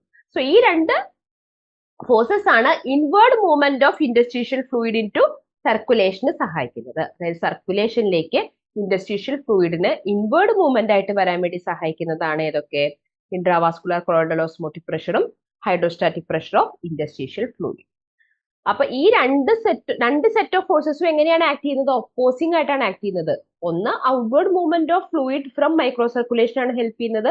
രണ്ടാമത്തെ വെച്ചാൽ inward movement of interstitial fluid into സർക്കുലേഷന് വേണ്ടിയാണ് ഹെൽപ്പ് ചെയ്യുന്നത്. ഇത് രണ്ടും ഈ നാല് ഫോഴ്സുകളെ പറ്റി നമുക്കൊരു ഐഡിയ ഉണ്ടായിരിക്കും. അപ്പോ നമുക്കറിയാം ഈ ഇൻഫ്ലേംഡ് ടിഷ്യൂവില് അല്ലെങ്കിൽ at the time of inflammation endothelial lining of microvasculature become leakier. അതായത് നമ്മുടെ എൻഡോത്തീലിയൽ ലൈനിങ്, നമ്മുടെ ബ്ലഡ് വെസൽസിന്റെ എൻഡോത്തീലിയൽ ലൈനിങ് എന്ന് പറയുന്നത് എന്തായിരിക്കും? ലീക്കിയർ ആയിരിക്കും. നമ്മൾ ഓൾറെഡി പറഞ്ഞിട്ടുണ്ടായിരുന്നു അല്ലെ, ഇവിടുന്ന് ലീക്ക് ചെയ്ത് പോകും, പ്ലാസ്മ പ്രോട്ടീൻസ് ഇവിടുന്ന് ലീക്ക് ചെയ്ത് പോകുന്നു പറഞ്ഞിട്ടുണ്ടായിരുന്നു. സോ അതന്നെയാണ് ഇവിടെ പറഞ്ഞത്. Endothelial lining of our micro vasculature may become leakier. അതായത് ആ ബ്ലഡ് വെസൽസിന്റെ ബോൾസ് അല്ലെങ്കിൽ അതിന്റെ ആ ഒരു ടെക്സ്ചർ എന്ന് പറയുന്നത് കുറച്ചും കൂടി എൻഡോത്തീലിയൽ ലൈനിങ് എന്ന് പറയുന്നത് വളരെ ലീക്കിയർ ആയിരിക്കും. അതുകൊണ്ടാണ് എന്ത് സംഭവിക്കുന്നത്? അവിടെ പ്ലാസ്മ പ്രോട്ടീൻസ് ലീക്ക് ആയിട്ട് നമുക്ക് ഈ എക്സ്യുഡേറ്റ് ഫോർമേഷൻ ഒക്കെ നടക്കുന്നത്. സോ അതാണ് അവിടെ നടക്കുന്നത്. അപ്പൊ ആ ഒരു സമയത്ത് ഈ ഫോഴ്സസിനും അതിൻ്റെതായിട്ടുള്ള വ്യത്യാസങ്ങൾ വരാം. ഈ ഫോഴ്സസിന്റെ കേസിലും അങ്ങോട്ടും ഇങ്ങോട്ടും ഓൾട്ടറേഷൻസ് വരാം. സോ ഇൻഫ്ലേംഡ് ആയിട്ടുള്ള ഒരു കണ്ടീഷനിൽ അല്ലെങ്കിൽ ഇൻഫ്ലേംഡ് ടിഷ്യൂന്റെ കേസിൽ അതിന്റെ എൻഡോത്തീലിയൽ ലൈനിങ്, അവിടുത്തെ ബ്ലഡ് വെസൽസിന്റെ എൻഡോത്തീലിയൽ ലൈനിങ് ഒരുപാട് ലീക്കിയർ ആയിരിക്കും. ഈ ഒരു കാര്യം നമുക്ക് ഓൾറെഡി അറിയാം. ഓക്കെ, അപ്പൊ അത് എങ്ങനെയാണ് ഈ ഫോഴ്സസിനെ ബാധിക്കുക എന്നുള്ളതാണ് നമ്മൾ പറയാൻ പോകുന്നത്. Consequently intravascular colloidal osmotic pressure decreases. Intravascular ആയിട്ടുള്ള കൊളോയിഡൽ ഓസ്മോട്ടിക് പ്രഷർ എന്ത് ചെയ്യും? ഡിക്രീസ് ചെയ്യും. ഓക്കെ, സോ ഇൻട്രാവാസ്കുലാർ ആയിട്ടുള്ള കൊളോയിഡൽ ഓസ്മോട്ടിക് പ്രഷർ ഡിക്രീസ് ചെയ്യുകയും ചെയ്യും. അതേസമയം എന്തുണ്ടാവും? Osmotic pressure of the interstitial fluid എന്ത് ചെയ്യും? ഇൻക്രീസ് ചെയ്യുകയും ചെയ്യും. അപ്പൊ ഇത് ഡിക്രീസ് ചെയ്യുമ്പോൾ എന്താ സംഭവിക്കുന്നത്? ഇൻട്രാവാസ്കുലാർ കൊളോയിഡൽ ഓസ്മോട്ടിക് പ്രഷർ ആണ് ഡിക്രീസ് ചെയ്യുന്നത്. അപ്പൊ ഇൻവേർഡ് മൂവ്മെന്റ് കുറഞ്ഞിട്ട് ഔട്ട്വേർഡ് മൂവ്മെന്റ് കൂടും. കാരണം colloidal osmotic pressure of interstitial fluid കൂടുകയാണ്. അപ്പൊ ഔട്ട്വേർഡ് മൂവ്മെന്റ് കൂടും. ഇൻവേർഡ് മൂവ്മെന്റ് കുറയും, ഔട്ട്വേർഡ് മൂവ്മെന്റ് കൂടും. അപ്പൊ എന്ത് സംഭവിക്കും? It will result in excessive outward flow of the fluid into the interstitial compartment which is resulting in exudative inflammatory oedema. Okay, so അങ്ങനെ എന്ത് സംഭവിക്കും? അപ്പൊ ഈ പറഞ്ഞ പോലെ colloidal osmotic pressure of intravascular colloidal osmotic pressure കൂടും, അതേസമയം intravascular hydrostatic pressure കുറയും. ഓക്കെ, അപ്പൊ അവിടെ അതാണ് സംഭവിക്കുന്നത്. അതായത് osmotic pressure of interstitial fluid എന്ത് ചെയ്യും, ഭയങ്കരമായിട്ട് കൂടും, അതേസമയം ഇൻട്രാവാസ്കുലാർ കൊളോയിഡൽ ഓസ്മോട്ടിക് പ്രഷർ എന്തുണ്ടാവും, അത് കുറയുകയാണ് ചെയ്യുന്നത്. അപ്പൊ ആ സമയത്ത് ഔട്ട്വേർഡ് മൂവ്മെന്റ് ഓഫ് ഫ്ലൂയിഡ് നടന്നിട്ട് അവിടെ എക്സുഡേറ്റീവ് ആയിട്ടുള്ള ഇൻഫ്ലമേറ്ററി എഡിമ വരും. ഓക്കെ, അപ്പൊ അങ്ങനെയാണ് ആ ഇൻഫ്ലമേറ്ററി എഡിമ വരുന്നതിന്റെ ഒരു പാത്തോജനസിസ് അല്ലെങ്കിൽ അതിന്റെ പാത്വേ ആണ് ഇവിടെ ജസ്റ്റ് എക്സ്പ്ലെയിൻ ചെയ്തിട്ടുള്ളത്. അപ്പൊ ഈ സ്റ്റാർലിങ്സ് ഹൈപ്പോത്തിസിസ് എന്ന് പറയുന്ന ഇത് പ്രകാരം നമുക്ക് രണ്ട് സെറ്റ് ഓഫ് ഒപ്പോസിംഗ് ഫോഴ്സസ് ഉണ്ട്. അവർ പ്രോപ്പർ ആയിട്ട് ആക്ട് ചെയ്തത് കൊണ്ടാണ് നമ്മുടെ ബോഡിയിലെ ഒരു നോർമൽ ഫ്ലൂയിഡ് ബാലൻസ് നമുക്ക് മെയിൻറ്റെയിൻ ചെയ്ത് പോകാൻ പറ്റുന്നത്. ഇപ്പൊ നമ്മൾ നോർമൽ ബോഡിയിൽ ഇരിക്കുമ്പോൾ നമുക്ക് ഒരിക്കലും നീരൊന്നുമില്ല അല്ലെ. ഇപ്പൊ നമ്മൾ നോർമൽ ആയിട്ട് ഇരിക്കുകയാണ്, നമുക്കൊരു അസുഖങ്ങളും ഇല്ല, അല്ലെങ്കിൽ നമുക്കൊരു ഇൻഫ്ലമേഷനും ഇല്ലെങ്കിൽ നമുക്ക് എവിടെയും നീരുകളൊന്നും തന്നെ ഇല്ല, അല്ലെങ്കിൽ എഡിമകളൊന്നും തന്നെ ഇല്ല. കാരണം എന്താണ്, അവിടെ ഒരു സ്റ്റാർലിങ്സ് ഹൈപ്പോത്തിസിസ് പ്രകാരം means outward and inward movement regulate ചെയ്യാൻ വേണ്ടി കുറച്ച് ഫോഴ്സസ് ഒപ്പോസിംഗ് ആയിട്ട് ഈക്വലി ആക്ട് ചെയ്യുന്നുണ്ട്, ഈക്വലി ഓപ്പോസിറ്റ് ആയിട്ട് ആക്ട് ചെയ്യുന്നുണ്ട്. അതാണ് നോർമൽ കണ്ടീഷനിൽ സ്റ്റാർലിംഗ് ഹൈപ്പോത്തിസിസ് മെയിൻറ്റെയിൻ ചെയ്ത് പോകുന്നുണ്ട്. പക്ഷെ ഇൻഫ്ലെയിംഡ് ആയിട്ടുള്ള ടിഷ്യൂസിന്റെ കേസ് വരുമ്പോൾ ആ പറയുന്ന ആ ഫോഴ്സസിന് ഈക്വലി ആക്ട് ചെയ്യാനായിട്ട് പറ്റില്ല. ഇൻവേർഡ് മൂവ്മെന്റിനെ സഹായിക്കുന്ന ഫോഴ്സ് കുറയും, ഔട്ട്വേർഡ് മൂവ്മെന്റിനെ സഹായിക്കുന്ന കൊളോയിഡൽ ഓസ്മോട്ടിക് പ്രഷർ കൂടുകയുമാണ് ചെയ്യുന്നത്. സോ ആ സമയത്ത് എന്ത് സംഭവിക്കും, ഔട്ട്വേർഡ് മൂവ്മെന്റിന് കുറച്ചും കൂടി കൂടുതൽ പുഷ് കിട്ടുകയാണ്. അപ്പൊ എന്തുണ്ടാവും, ഓട്ടോമാറ്റിക്കലി നമ്മുടെ ബോഡിയിൽ നിന്നും ഈ ഫ്ലൂയിഡുകളൊക്കെ ഇൻഡസ്ട്രീഷ്യൽ കമ്പാർട്ട്മെന്റിലോട്ട് ഇറങ്ങിയിട്ട് നമുക്ക് എക്സുഡേറ്റീവ് ഇൻഫ്ലമേറ്ററി എഡിമ ഉണ്ടാവും. ഓക്കെ, അപ്പൊ ജസ്റ്റ് മനസ്സിലാക്കി വെച്ചാൽ മതി എന്താ സംഭവം എന്ന്. ഇതൊക്കെ കുറച്ചും കൂടി ഡ്രൈ ആയിട്ടുള്ള കാര്യങ്ങളാണ്, ജസ്റ്റ് നമുക്ക് മനസ്സിലാക്കി വെക്കുക എന്നുള്ളത് മാത്രമേ ഇവിടെ ചെയ്യാനായിട്ട് പറ്റുള്ളൂ. ഓക്കെ, അപ്പൊ ഇതാണ് നമ്മുടെ normal fluid exchange. So normal fluid exchange നടക്കുമ്പോൾ നമുക്ക് ഇത് ആർട്ടേരിയൽ എൻഡ് ഉണ്ട്, വെനുലാർ എൻഡ് ഉണ്ട്, എല്ലാം ഉണ്ട്. അവിടെ ഹൈഡ്രോസ്റ്റാറ്റിക് പ്രഷർ ഉണ്ട്, ഓസ്മോട്ടിക് പ്രഷർ അവിടെ ആക്ട് ചെയ്യുന്നുണ്ട്. നോർമൽ മൈക്രോവാസ്കുലേച്ചർ ആണ്, വേറെ വിഷയങ്ങളൊന്നും തന്നെ ഇല്ല. അവിടെ ടിഷ്യൂ ടെൻഷൻ ഉണ്ട്, ഓർത്തോസ്റ്റാറ്റിക് പ്രഷർ ഉണ്ട്, ഇൻഡസ്ട്രീഷ്യൽ ഫ്ലൂയിഡിന്റെ ഇൻഡസ്ട്രീഷ്യൽ കമ്പാർട്ട്മെന്റിൽ ഒക്കെ നോർമൽ ആയിട്ട് പോയിക്കൊണ്ടിരിക്കുകയാണ്. നമുക്ക് എന്തെങ്കിലും ഒരു ഇൻഫ്ലമേഷൻ വരുന്ന സമയത്ത് നമുക്ക് ഓട്ടോമാറ്റിക്കലി അറിയാം, നമുക്ക് both venule as well as arteriole dilation ഉണ്ടാവും. അപ്പൊ ഇവിടെ ഓട്ടോമാറ്റിക്കലി ഓൾറെഡി വാസോ ഡയലേഷൻ അവിടെ സംഭവിക്കുകയാണ്. ഓക്കെ, അപ്പൊ അങ്ങനെ വാസോ ഡയലേഷൻ സംഭവിക്കുന്ന സമയത്ത് നമുക്ക് നോക്കിക്കഴിഞ്ഞാൽ കാണാം ഇവിടെ എന്താ സംഭവിക്കുന്നത്, നമ്മുടെ കൊളോയിഡൽ ഓസ്മോട്ടിക് പ്രഷർ ഈ പറയുന്ന പോലെ തന്നെ osmotic pressure of the interstitial fluid increase ചെയ്യാണ്. ഇൻഡസ്ട്രീഷ്യൽ ഫ്ലൂയിഡിന്റെ ഓസ്മോട്ടിക് പ്രഷർ, ഇതാണ് interstitial fluid. In between the സെൽസിൽ കാണുന്ന ഇൻഡസ്ട്രീഷ്യൽ ഫ്ലൂയിഡിന്റെ ഓസ്മോട്ടിക് പ്രഷർ വല്ലാണ്ട് കൂടുകയാണ്. ഓക്കെ, അതേസമയം ഇവിടെ എന്താ സംഭവിക്കുന്നത്, osmotic pressure of interstitial fluid കൂടുന്നുണ്ട്, ഇൻട്രാവാസ്കുലാർ കൊളോയിഡൽ ഓസ്മോട്ടിക് പ്രഷർ കുറയുകയാണ് ചെയ്യുന്നത്. ഇൻട്രാവാസ്കുലർ ആയിട്ടുള്ള കൊളോയിഡൽ ഓസ്മോട്ടിക് പ്രഷർ കുറയുന്നു, ഇൻഡസ്ട്രീഷ്യൽ ആയിട്ടുള്ള ഓസ്മോട്ടിക് പ്രഷർ കൂടുന്നു. അപ്പൊ ഓട്ടോമാറ്റിക്കലി എന്ത് സംഭവിക്കും, ഇവിടുത്തെ ഫ്ലൂയിഡ് ഈ ലീക്കിയർ ആയിട്ടിരിക്കുന്ന എൻഡോത്തീലിയൽ ലൈനിങ്ങിലൂടെ പുറത്തോട്ട് വന്നിട്ട് ഇവിടെ എഡിമ സംഭവിക്കും. ഓക്കെ, അപ്പൊ നോർമൽ കണ്ടീഷനിൽ ഓസ്മോട്ടിക് പ്രഷർ ഇൻഡസ്ട്രീഷ്യൽ കമ്പാർട്ട്മെന്റിലും വ്യത്യാസമൊന്നുമില്ല, നോർമലി മെയിൻറ്റെയിൻ ചെയ്തു പോകുന്നുണ്ട്.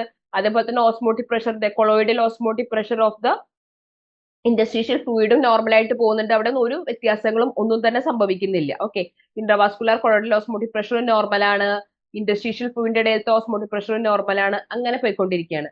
പക്ഷേ നമുക്ക് ഒരു ഇൻഫ്ലമേഷൻ അല്ലെങ്കിൽ എന്തെങ്കിലും ഇഷ്യൂസ് വരികയാണ്, അക്യൂട്ട് ഇൻഫ്ലമേഷൻ ഒക്കെ വരുന്ന സമയത്ത് എന്താ സംഭവിക്കുന്നത്, ഇൻഡസ്ട്രീഷ്യൽ ഫ്ലൂയിഡിന്റെ ഓസ്മോട്ടിക് പ്രഷർ വല്ലാതെ കൂടുകയാണ്. Colloidal osmotic pressure of interstitial fluid വല്ലാണ്ട് കൂടുകയും ചെയ്യും. അവിടെ വാസോ ഡയലേഷൻ സംഭവിക്കുന്ന കാരണം തന്നെ colloidal osmotic pressure of our intravascular colloidal osmotic pressure എന്താ ഉണ്ടാവുന്നത്, ഡിക്രീസ് ചെയ്യാണ് ചെയ്യുന്നത്. കണ്ടോ, ഇൻട്രാവാസ്കുലർ കൊളോയിഡൽ ഓസ്മോട്ടിക് പ്രഷർ കുറയും, ഇൻഡസ്ട്രീഷ്യൽ ഫ്ലൂയിഡിന്റെ കൊളോയിഡൽ ഓസ്മോട്ടിക് പ്രഷർ കൂടും. അപ്പൊ ഓട്ടോമാറ്റിക്കലി എന്ത് സംഭവിക്കും, ഇവിടുന്നുള്ള ആ ഫ്ലൂയിഡിന് ഇത് ഓൾറെഡി ലീക്കിയർ ആവും. ഇൻഫ്ലേംഡ് ആയിട്ടുള്ള ടിഷ്യൂ ആകുമ്പോൾ അതിന്റെ എൻഡോത്തീലിയൽ ലൈനിങ് എന്തായിരിക്കും, ലീക്കിയർ ആയിരിക്കും. അപ്പൊ ഓട്ടോമാറ്റിക്കലി ഇവിടെ നിന്ന് ഫ്ലൂയിഡ് ഇങ്ങോട്ട് ഇറങ്ങും, ഔട്ട്വേർഡ് മൂവ്മെന്റ് ഓഫ് ഫ്ലൂയിഡിനെ അവിടെ ഫേവർ ചെയ്യും. ഓക്കെ, സോ ഇങ്ങനത്തെ ഈ ഇൻഡസ്ട്രീഷ്യൽ ഫ്ലൂയിഡിന്റെ ഓസ്മോട്ടിക് പ്രഷർ ഇൻക്രീസ് ചെയ്യുന്ന കാരണം മറ്റേ ഇൻട്രാവാസ്കുലാർ ആയിട്ടുള്ള കൊളോയിഡൽ ഓസ്മോട്ടിക് പ്രഷർ കുറയുന്ന കാരണം തന്നെ ഓട്ടോമാറ്റിക്കലി എന്ത് സംഭവിക്കും, ഇവിടുത്തെ ഫ്ലൂയിഡിനെ ഇങ്ങോട്ട് പുഷ് ചെയ്യും. അപ്പൊ ഓട്ടോമാറ്റിക്കലി ഓൾറെഡി നമ്മുടെ ഈ മൈക്രോവാസ്കുലേച്ചറിന്റെ എൻഡോത്തീലിയൽ ലൈനിങ് വളരെ ലീക്കിയർ ആയിട്ടാണ് ഇരിക്കുന്നത്. അപ്പൊ ആ ലീക്കി ആയിട്ടിരിക്കുമ്പോൾ അത് കൂടെ ഈ ഫ്ലൂയിഡ് പുറത്തോട്ട് വന്നിട്ട് നമുക്ക് ഇവിടെ കെട്ടിക്കിടക്കും. ആ കെട്ടിക്കിടക്കുന്ന അവിടെയാണ് നമുക്ക് നീര് അഥവാ എഡിമ ഫോം ആവുന്നത്. സോ ഇങ്ങനെയാണ് നമ്മുടെ എക്സുഡേറ്റീവ് ഇൻഫ്ലമേറ്ററി എഡിമ ഫോം ആവുന്നത് on the basis of Starling's hypothesis. So Starling's hypothesis വെച്ച് പറയുമ്പോൾ നമുക്ക് എങ്ങനെയാണ് ഈ എക്സുഡേറ്റീവ് ഇൻഫ്ലമേറ്ററി എഡിമ ഫോം ചെയ്യുക due to altered vascular permeability അഥവാ ഇൻക്രീസ്ഡ് വാസ്കുലാർ പെർമിയബിലിറ്റി എന്നുള്ളതാണ് ഞാനിവിടെ എക്സ്പ്ലെയിൻ ചെയ്യുന്നത്. സോ ഓൾട്ടേർഡ് വാസ്കുലാർ പെർമിയബിലിറ്റിയെ പറ്റി പറയുമ്പോൾ നിങ്ങൾ ഏറ്റവും നന്നായി ഓർക്കേണ്ടത് സ്റ്റാർലിങ്സ് ഹൈപ്പോത്തീസിസിനെ പറ്റിയിട്ടാണ്.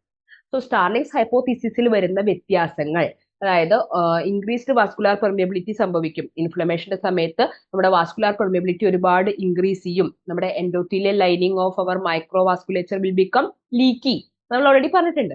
സോ അത് കൂടെ എങ്ങനെയാണ് ഇങ്ങനെ ഫ്ലൂയിഡ് ഇറങ്ങി വന്നിട്ട് നമുക്ക് എങ്ങനെയാണ് എഡിമ ഫോം ചെയ്യുന്നത് എന്നുള്ളതിന്റെ ഒരു പാത്തോജനസിസ് അഥവാ അതിന്റെ ഒരു പാത്തോഫിസിയോളജിയാണ് ഞാനിപ്പോ പറഞ്ഞത്. ഓക്കെ, അപ്പൊ അത് ഫിഗർ നോക്കി മനസ്സിലാക്കാൻ പറ്റുന്നവർ അങ്ങനെ മനസ്സിലാക്കുക. നിങ്ങൾക്ക് വേർഡ്സ് വായിച്ചു നോക്കിയാലേ മനസ്സിലാവും. പക്ഷെ നിങ്ങൾക്ക് ആ ഒരു അണ്ടർസ്റ്റാൻഡിങ് ഉണ്ടാവണം. ഈ രണ്ട് സെറ്റ് ഓഫ് ഫോഴ്സസ് ആണ് അങ്ങോട്ടും ഇങ്ങോട്ടും ആക്ട് ചെയ്യുന്നത്. പക്ഷെ നമുക്ക് ഈ എഡിമ ഫോം ചെയ്യണം വെച്ചാൽ ഔട്ട്വേർഡ് മൂവ്മെന്റ് ഓഫ് ഫ്ലൂയിഡിനെ നമ്മൾ ഫേവർ ചെയ്യണം. സോ അത് ഫേവർ ചെയ്യണമെങ്കിൽ എന്ത് വ്യത്യാസമാണ് വരേണ്ടത്? അപ്പോൾ നമുക്ക് colloidal osmotic pressure of interstitial fluid കൂടണം. ഓക്കെ, അതേസമയം എന്താ ഉണ്ടാവേണ്ടത്? ഇൻട്രാവാസ്കുലാർ കൊളോയിഡ് ഓസ്മോട്ടിക് പ്രഷർ കുറയണം. ഇൻവേർഡ് മൂവ്മെന്റ് കുറയണം, ഔട്ട്വേർഡ് മൂവ്മെന്റ് കൂടുതലായിട്ട് ഫേവർ ചെയ്യണം. അപ്പൊ മാത്രമേ നമുക്ക് നമ്മുടെ പ്ലാസ്മയ്ക്ക് അവിടുന്ന് ലീക്ക് ഔട്ട് ചെയ്തിട്ട് എന്ത് ചെയ്യാൻ പറ്റുള്ളൂ? നമുക്ക് ഈ പറയുന്ന എക്സുഡേറ്റീവ് ഇൻഫ്ലമേറ്ററി എഡിമ ഫോം ആവുന്നുള്ളൂ. ഓക്കെ, അപ്പൊ ഇത്രയും ക്ലിയർ ആയി ഞാൻ വിചാരിക്കുന്നു. നമുക്ക് ഡീറ്റെയിൽ ആയിട്ട് ബാക്കിയുള്ള മെക്കാനിസത്തിന്റെ ഭാഗങ്ങൾ